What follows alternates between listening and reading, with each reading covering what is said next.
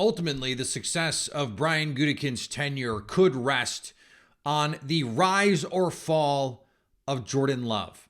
But don't sleep on the work that Brian Gutekunst has done building this roster with guys who have the potential to be elite at their position. I know there's been a lot made over the years about the Packers having a certain kind of player that they prefer. These freak athletes who have high ceilings. It has worked, and in some cases, it hasn't. But look at this roster. Look at the best players on it and the positions that they play. Brian Gutekunst has had a hand in most of them, and they play the most important positions on the roster. We dig into this roster building, plus Jordan Love and the chemistry he's built that has been more than just building over the last few weeks. We explain on today's show.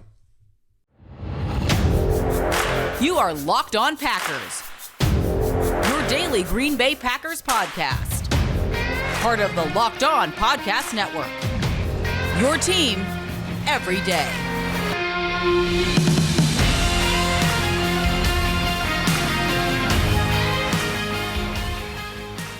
You are Locked On Packers, part of the Locked On Podcast Network, your team every day. I'm Peter Bukowski, and I cover the Packers for The Leap, a newsletter I would love for you to subscribe to. Follow me on Twitter, Peter_Bukowski. Follow the podcast on Twitter, Locked On Packers. Like us on Facebook. Subscribe to the podcast, iTunes, Spotify, Google Podcasts, wherever you find podcasts, you'll find Locked On Packers, the #1 Packers podcast on the internet, and the show for fans who know what happened. They want to know why and how. And thanks to everyone who makes Locked On Packers their first listen every day. We hope you like starting your day with us as much as we like starting our day with you. Today's episode brought to you by our friends at Bird Dogs. Go to birddogs.com/LockedOnNFL and enter promo code LockedOnNFL for a free Yeti-style tumbler with your order of the most comfortable men's athleisure wear money can buy. So, I understand a lot is riding on the success or failure of Jordan Love this season for Brian Gutekunst. And I think that his ability to supplement this roster in ways that go beyond the draft are important. Free agency moves for guys like Zadarius Smith, Preston Smith, Billy Turner, Adrian Amos worked objectively. Keyshawn Nixon. Even guys like Rudy Ford. These supplemental roster pieces. He did a thing that Ted Thompson often refused to do. He has built this team much closer to the way Packer fans insisted Ted Thompson should, and yet I still hear a lot of complaining. That's okay. But as I looked over the roster, something stood out to me, and it was something that initially caught my eye when I saw Pro Football Focus. Trevor Sikkema, who was just on the show, friend of the show, Trevor Sikkema, former Locked On Podcast Network brethren, ranked Rashawn Gary in the top 10. We just did a show about Rashawn Gary being the linchpin potentially of this defense. I love it when a plan comes together. And I started to think about the premium picks that the Packers have used over the last few seasons and the players that have come out. Go back to 2018, Jair Alexander. Jair Alexander is at worst a top 5 corner. Like, there are some other guys who are on his level. I don't think there is a corner in the league who is very clearly above Jair Alexander. Like, Sauce Gardner had a better year last year. He is Jair Alexander when he was at his best 2 years ago, or a year ago. No, it was 2 years ago. He was as good as any corner in football. And that includes Jalen Ramsey, who is no longer that guy. Patrick Surtain, Jair, Sauce, those are the best corners in the league. But at worst, like, even Bears fans would say Jair Alexander, a top 5 corner. Well, corner is one of the most important positions on the field. In 2019, we can quibble about Darnell Savage, but Brian Gutekunst turned a first-round pick into Darnell Savage and traded back up to get Jair Alexander. Really good process. out of those 2 first-round picks, having that extra first-round pick really just gets you another bite at the apple. It's another arrow in your quiver to try. How many metaphors am I going to pick there? It is another opportunity for you to bet big. So what did the Packers do? They bet big on a guy with crazy traits, a developmental player who was not going to come in right away and play. But what has he become?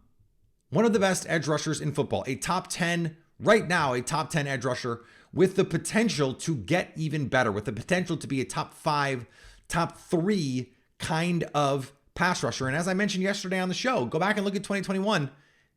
The only guys who were as good as him in 2021 at creating pressure and winning their matchups was Max Crosby and Myles Garrett. Like, think about the guys who were in this league.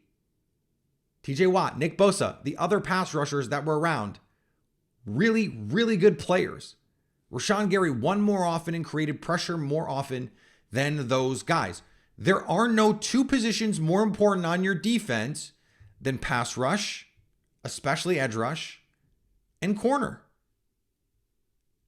Now, if you go another step further, Elgton Jenkins is a top 10, again, at worst, guard. And I think probably more like top 5.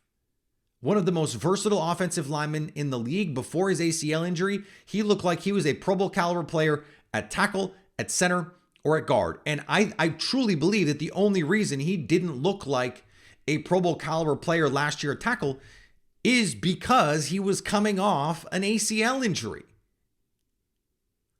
Now, offensive line is a weakling system. Having one really great player is not as good as having 5 solid players. If you have 4 solid players and 1 terrible player, or even 4 really good players and 1 terrible player,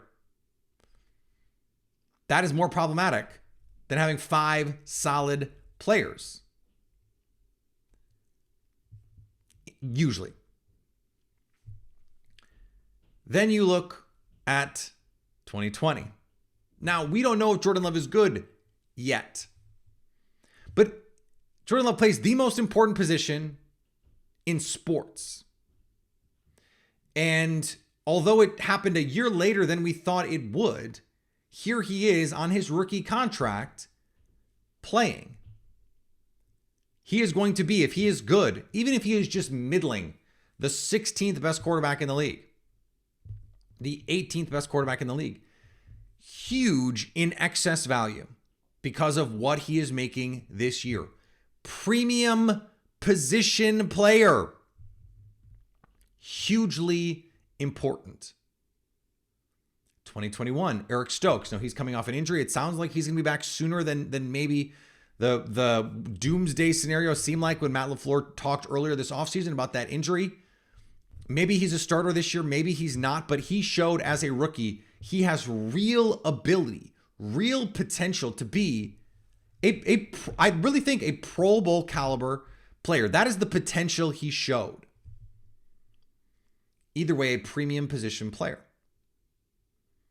Now, okay, Quay Walker, not a premium position, but a premium athlete. We'll see.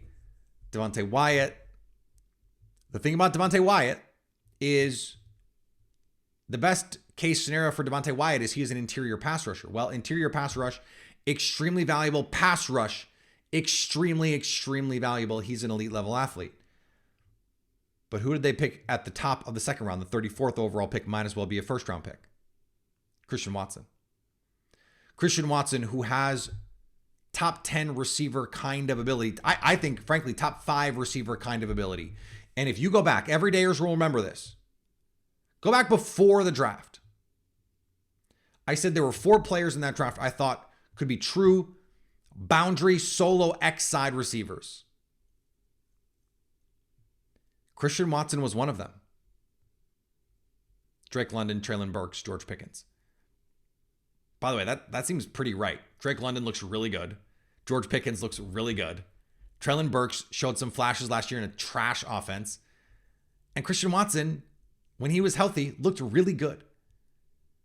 He was one of the 20 to 25 best receivers in the league last year in aggregate. And if you look at just the second half of the season, he was one of the 10 best, one of the 5 best on a per route run basis receiver in the league. In addition to the jet sweep stuff and just the gravity that he creates as a deep threat.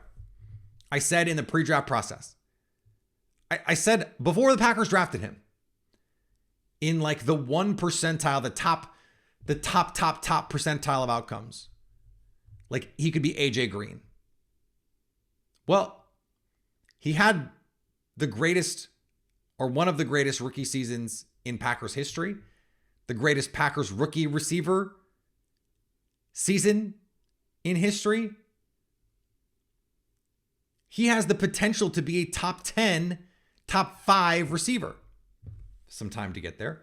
And then not even a premium pick, but a premium position, Zach Tom, last year, the number 1 offensive tackle in the class as a pass blocker, which is the most important thing an offensive lineman can do. If you're already, as a rookie, a very good pass protector, and he was not just like, he wasn't just okay for a rookie, good for a rookie. No, he was a good pass protector last year. Think about those positions. And then you add in this year, Lucas Van Ness at the top of this draft. Those are all the premium positions. Offensive tackle, receiver, corner, 2 pass rushers, interior pass rush in Devontae Wyatt.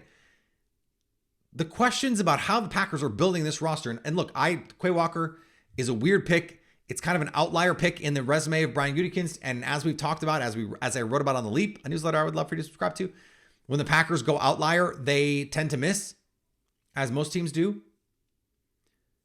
But the approach right now has put building block pieces on this roster. Now, ultimately, they will succeed or fail. They will rise or fall based on the success or failure of one pick, and that's Jordan Love. But still, Brian Gutekunst has built this team the right way, prioritizing the right things, athleticism and premium position players. Now, whether or not it actually turns out, whether or not you get the outcome with good process, we'll have to wait and see. I'm going to talk about Jordan Love a little bit more coming up in just a second. But before we do that, let's talk about our friends at Bird Dogs. Bird Dogs is a brand that I was introduced to on this show. And they were a sponsor for us. I loved having them as a sponsor on the show because I found a brand that I could connect with that fit me beautifully. I work from home. I spend most of my days at home. I live in athleisure. I live in joggers, in shorts, in clothes that are comfortable. But I still want to look nice when I have to go to the grocery store, or I have to run an errand, or I have to pick my son up from school. All those things are still important to me. And Bird Dogs helps me do that. I mean, literally, I wore 2 pairs of Bird Dogs yesterday. I wore a pair during the day of the khaki stretch khakis, and then I took them off when I came home and put on a pair of joggers. I have 3 pairs of the joggers. I'm about to have 4. And they're launching new colors, new colorways in the shorts. Can't wait to buy those. It's getting warm now, golf season. I need some more shorts. You can bet I'm going to get some Bird Dogs. And right now, you can go to birddogs.com/LockedOnNFL and enter promo code LockedOnNFL for a free Yeti-style tumbler with your order. Can never have too many of those. Plus, the logo is on the cup, and the logo is dope. I have to be honest. The logo is dope. That's birddogs.com/LockedOnNFL for a free Yeti-style tumbler. You will not want to take your Bird Dogs off. I can say that as someone who became a card-carrying Bird Dogs evangelist through their support of Locked On Packers. So I would love it if you would support them. Thanks for making Locked On Packers your first listen every day. Every day is tomorrow on the show. We're going to do a mailbag edition. Your questions, send them to me. I am the content beast. Feed me your questions. All of that on tomorrow's show. So I was thinking about this idea of chemistry, and we heard a lot from Matt LaFleur, the steps that Romeo Doubs has taken and the steps that Jordan Love has taken, and the process being important. We talked about process with Brian Gutekunst, the process being more important than the outcome. Matt LaFleur talked about that. He's focused right now on process. And if you're a cynic, what you'd say is, well, that is just evidence that Jordan Love stinks and he's not playing well. And so that's what's happening. That's not quite what's going on. I believe Matt LaFleur when he's a process-oriented guy. He's a former quarterback's coach. This is his bailiwick. This is what he does. And I think he's really excited at the prospect of coaching a player like Jordan Love. But I was thinking about over the last few years what he has been able to do. And over the last year, go back to OTAs. At OTAs, guess who wasn't there? Aaron Rodgers. And in training camp, Rodgers is on a pitch count. He didn't play in preseason. Jordan Love did. And then 4 weeks into the year, Aaron Rodgers breaks his thumb, spiral fracture in his thumb. And guess who isn't practicing? Aaron Rodgers. So that means Jordan Love is practicing. And you're getting the reps with David Bakhtiari and Elton Jenkins and Josh Myers at center. That center quarterback exchange is an important one. With Christian Watson, with Romeo Doubs. And then, last year, Alan Lazard and Big Bob Tunyon and Mercedes Lewis and guys who aren't on the roster anymore. But you're getting those first team reps. You're getting the game plan reps. You're simulating being the starting quarterback. And while I don't think that part of this is quite as crucial, those guys are not going to look at him and say, oh, well, this guy, he doesn't know what he's doing. We don't know this guy. He's an interloper. No, that's not what happened. Jordan Love has been here. He's been doing this. This is part of the culture that you're building, that Aaron Rodgers is gone. And so you have someone who can step in for him. If you go back and look at the last year worth of reps, it seems likely to me that between the broken finger and then the rib injury, that Jordan Love has taken, and then of course, 2 sets of OTAs. In the last calendar year, Jordan Love has taken more snaps with Christian Watson and Romeo Doubs and this offensive line and Aaron Jones and A.J. Dillon than Aaron Rodgers has. That most of the snaps Aaron Rodgers has taken have been in games because he wasn't practicing for most of last season and then didn't do either of these sets of OTAs.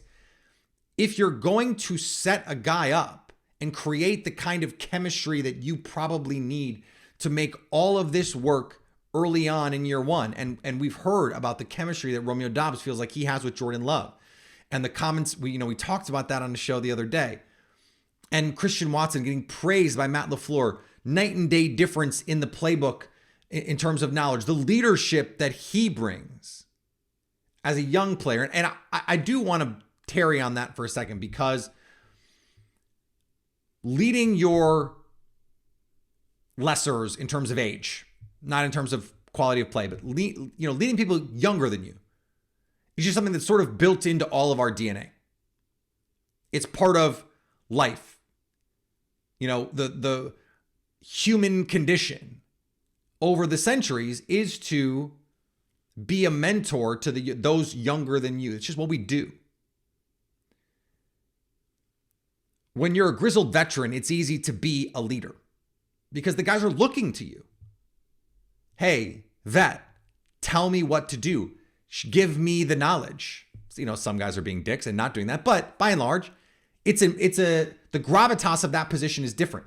Leading peers takes a different kind of person. And it takes a different kind of confidence. And it takes a different kind of knowledge, of intelligence, emotional and football.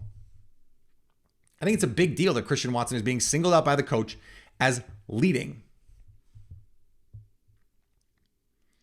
It's also important that for a first-time starter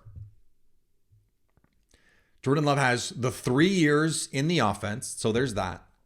And really a year of taking QB1 reps with these guys. They have at least some understanding. Now, when he's repping it with the first team, everyone knows Aaron Rodgers is going to play.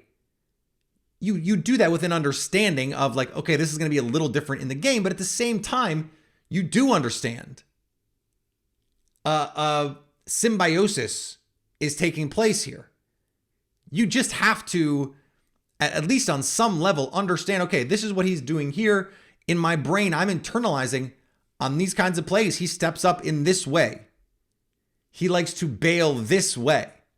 In the same way they had to do with Aaron Rodgers, they will eventually have to do with Jordan Love, but there is a baseline that has already been established here. It doesn't have to be reestablished. And sometimes those are the most important things that you have to build before you can do anything else. They're not the most important thing in a vacuum, but in order to get to the things that are actually important, the chemistry and the execution, you need just a baseline feel and understanding, a rhythm and a comfort with your teammates, especially your quarterback, to make this all work. And so the Packers having that is an advantage to them in terms of their development. Or it's not an advantage because other teams, obviously, if their quarterback was there, had those. But it is certainly better to have happened than not have happened. And I think this is a unique situation for Jordan Love to step into. Having sat, first of all, that is unique in the NFL. Basically, no one over the last few years has had that same sort of opportunity. And then you add in this apprenticeship period, this pressure-free apprenticeship period, where he gets to sort of take all of the practice reps and none of the game reps. That's just one more step in getting to this place to be the leader of the football team. And now, when he does it, you don't have David Bakhtiari looking up at him like, who the F are you? You don't have Aaron Jones looking at him like, who's this guy? What is he going to do? Do we know? Now, there are things that are problematic, like the hard count, not always just drawing defenders off sides. That stuff is going to come, but it's going to come faster in this case. Phrasing. It's going to develop faster in this case because he had a year worth of reps. And that, to me, has real value. And thanks to everyone who makes Locked On Packers their first listen every day. Everydayers, I would love for you to check out what we're doing over on Locked On Sports today. It is all the biggest stories in sports in under 20 minutes. I host it. It's a great time. We got NBA Finals right now. We got baseball right now. A lot of in-season sports to go along with your Packers needs. And if you're still jonesing for a little extra Packers content, The Leap.football is our Substack, our newsletter that is in season, at least every day. Off season right now, it's 3 days a week. Go check that out. I want to finish up with this. Matt LaFleur was asked about some of the guys who were impressive and what he wanted to see from them. And he mentioned a bunch of rookies. Lucas Van Ness, Colby Wooden, Carl Brooks, Brenton Cox, who is someone we talked about on this show. And like that's noteworthy. I want to point that out. It's why I started with it like that. But the thing about rookies, everydayers know where I'm going with this. The thing about rookies is most rookies are bad. And even rookies who turn out to be good players are often bad as rookies. And even rookies who turn out to be good rookies start out bad. And the metaphor that I thought of was, I have 2 children. I just had my second recently. And kids from the age of like 0 to 18 months, 2 years old, even maybe 3, depending on the kid. All kids are different. They make a lot of progress in a lot of ways, but it's not always easy to see. But by the time they're 3, you go, oh my God. They've come so far. Like right now, I'm looking at my 3-year-old versus my newborn. I'm like, this is night and day different. That gap between infant and toddler is huge. But the difference between like a 6-year-old and an 8-year-old, or an 8-year-old and a 10-year-old, it's not that big. What I'm saying is, when you come in as a rookie in that first rookie camp, in that first OTAs, they're the newborn. And they might leave OTAs and into training camp as toddlers. That's a huge gap. That's a huge difference. Now, they're still toddlers. They're still like barely functioning humans in society. You wouldn't trust them to do much of anything besides tie their own shoes. I'm not talking about, this is not football players. This is actual children. You still need to be vigilant with them. You still need to watch them and care for them and like literally wipe their butts. Okay? But eventually they'll become self-sufficient adults. Veterans are not going to pop in OTAs in most cases. Even like the younger side of veterans tend not to pop. But the development that you see from that first day where they're just like wide-eyed and going, what is this? What is happening? Where am I? Who are you? Like a newborn. To, okay, I kind of get this. I know how to play football. That's right. That can really resonate. You'll see that progress. It will be much more obvious. When Rashawn Gary, for example, to use a recent example, comes back after a great 2021 season, he shows up kicking ass in training camp. It's not going to be quite as obvious because he was just doing that. Now he got better and it was noticeable that he got better, but not in the same way you go from being a I know nothing rookie to a, hey, I can actually contribute to this team kind of rookie. That gap, that delta is so much bigger. And so I want that to be a sort of word of caution. Like, it is important to know that these guys are making progress. It's cool. The Packers are going to need them this year if they want to win games. But understand what the starting point is. Like, if we're going to mark progress, like 0 to 3 is real progress. But it might be the case that going from 7 to 8 is actually more valuable because they're actually going to play and they're actually going to do things for your team. So the player that goes, the Romeo Dobbs who goes from a 5 to a 7, that's actually more valuable to the team than a rookie that goes from 0 to 4, even though they made a bigger jump. So I'm just trying to put this all in perspective. I'm not saying don't get excited, but understand the perspective of what's going on here.